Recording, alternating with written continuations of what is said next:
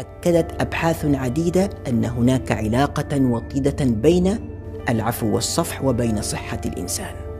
يقول مايكل بيري في كتابه عن علاج الأمراض السرطانية إن فقدان القدرة على العفو والصفح والمسامحة هو في حد ذاته ظاهرة مرضية تؤثر سلبا على صحة الإنسان، ويضيف قائلا إنه من المثبت علميا أن التوتر العصبي الناتج عن عدم العفو والصفح والمسامحة يضر بالجهاز الهضمي والأوعية الدموية ونظام المناعة في الجسم.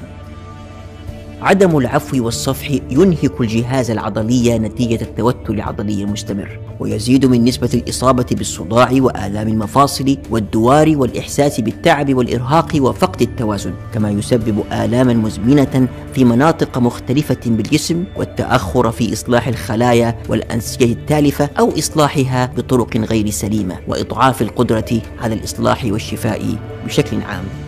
إن الأشخاص الذين يرفضون الصفح والعفو قد يعتقدون أنهم يعاقبون غيرهم، ولكن الوحيدين الذين يدفعون الثمن هم أنفسهم لعدم قدرتهم على العفو والصفح والمسامحة، وهم أشبه بالذي يتجرع السم ويتوقع بذلك أن يؤذي به غيره. يقول بعضهم: لكني لا أستطيع أن أعفو وأصفح فهو أمر غير طبيعي، ونجيب بنعم، فهو ليس بالتصرف الطبيعي بل هو فوق الطبيعي. لذلك قال سبحانه وتعالى: ادفع بالتي هي أحسن فإذا الذي بينك وبينه عداوة كأنه ولي حميم وما يلقاها إلا الذين صبروا وما يلقاها إلا ذو حظ عظيم.